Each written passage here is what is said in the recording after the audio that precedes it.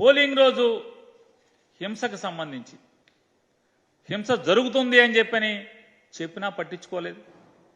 హింస జరిగిన తర్వాత ఏకపక్షంగా వైఎస్ఆర్ కాంగ్రెస్ పార్టీ మీద టీడీపీ మీద ఎఫ్ఐఆర్లు నమోదవుతాయి, కానీ సెక్షన్ల తేడా ఉంటాయి. వైఎస్ఆర్ కాంగ్రెస్ పార్టీ కార్యకర్తలనేమో వేటాడతారు. వీటన్నిటికీ మనం ఉదాహరణలుగా బోళ్ళని కూకలుగా తీసుకోవాల్సినటువంటి అవసరం ఉంది. నరసరావుపేటలో డాక్టర్ గోపిరెడ్డి శ్రీనివాసరెడ్డి మీద ఎంత సౌమ్యుడో మనకు తెలుసు. ఆ డాక్టర్ మీద కేసులు పెడతారు. అలాగే ఆ డాక్టర్ మీద హత్యాయత్నం కేసు పెడతారు. అలాగే ఆ డాక్టర్కి ప్రత్యర్థిగా ఉన్నటువంటి అరవింద్ బాబు అనే అతని ఇంట్లో బాంబులు దొరుకుతాయి, కత్తులు దొరుకుతాయి, కానీ అతన్ని అరెస్టులు చేయరు. సాక్షాత్తు గోపిరెడ్డి శ్రీనివాసరెడ్డి గారు దొరకపోతే దురదృష్టవశాత్తు వాళ్ళ మామగారు దొరికితే వాళ్ళ మామగారిని హత్యాయత్నం చేస్తే దాని మీద కూడా ఎవరిని ఇంతవరకు అరెస్ట్ చేయరు. వాళ్ళు కొత్త అల్లుళ్ళలాగా ఊళ్ళో తిరుగుతూ ఉంటారు. పోలీసులు ఏం మాట్లాడరు. మరి సౌమ్యుడు అనేటువంటి డాక్టర్నేమో వెంటాడే పరిస్థితిలో ఉంటే చివరికి కోర్టుకు వెళ్ళి కోర్టు నుంచి రక్షణ తెచ్చుకోవాల్సినటువంటి దయనీయమైన పరిస్థితులు ఇవాళ అక్కడ పోలీసులు సృష్టించినటువంటి మనం చూస్తున్నాం. ఏ రకంగా బరితెగించి ఆ రకంగా ముద్దాయిలను వదిలేయటం, ముద్దాయిలు కాయల వాళ్ళనేమో ఏదో ఒక తప్పుడు కేసుల్లో ఇరికించడం. ఇలా ఉంటే అసలు పల్నాడు సంగతి చూసుకుందాం మనం. ఈ పల్నాడు అంతా కూడా ఎంత అంటే అది ప్రజాస్వామ్యమా, మనం ప్రజాస్వామ్య రాష్ట్రంలో ఉన్నామా లేవా? అసలు పోలీసు సినిమాల్లో చూపించినట్టుగా ఇంత బరితెగింపు ఉంటుందా అనేది మనం చూస్తే 13వ తారీఖున పాల్వాయి గేటు అనేటువంటి పోలింగ్ స్టేషన్ దగ్గరలో ఆ ఊర్లో తెలుగుదేశం డామినేషన్ ఎక్కువ. ఆ ఊరు మెజారిటీ చంద్రబాబు నాయుడు కులస్తులు, అది అందరికీ తెలిసిన సత్యం. దానికోసం అని చెప్పని ఎమ్మెల్యే ముందే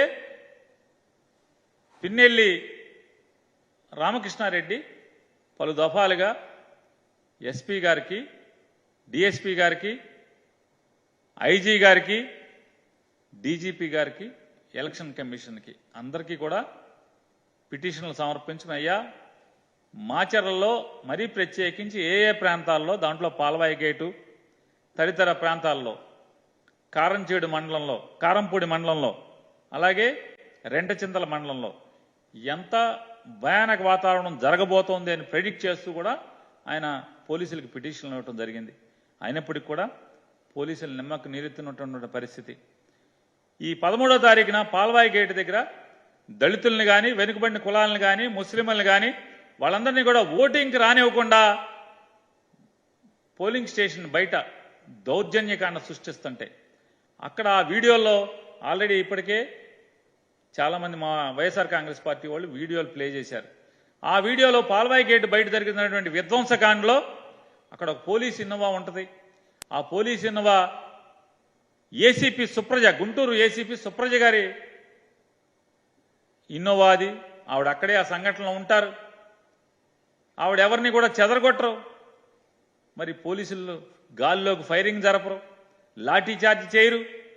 అక్కడ వైఎస్ఆర్ కాంగ్రెస్ పార్టీ వాళ్ళు ఓటింగ్కి రాకుండా బీభత్సం సృష్టించిన పరిస్థితి టీడీపీ వాళ్ళు చేస్తే పోలీసులు ఏమాత్రం కూడా యాక్షన్ లేకపోగా టీడీపీ వాళ్ళు వైఎస్ఆర్ కాంగ్రెస్ పార్టీ సానుభూతి పరులను కానీ, ఓటర్స్ని కానీ కర్రలతో,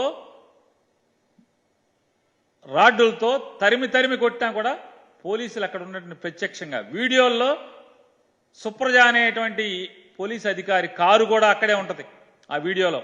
కానీ ఒక్క పోలీసు ఫైరింగ్, గాల్లో కాల్పులు కానీ, లేదా పోలీసులు చెదరగొడతాం కానీ ఈ అల్లరి మూకల్ని, విధ్వంసం చేస్తున్న మూకల్ని చెదరగొడతాం కానీ ఒక్కళ్ళు కూడా చేయరు.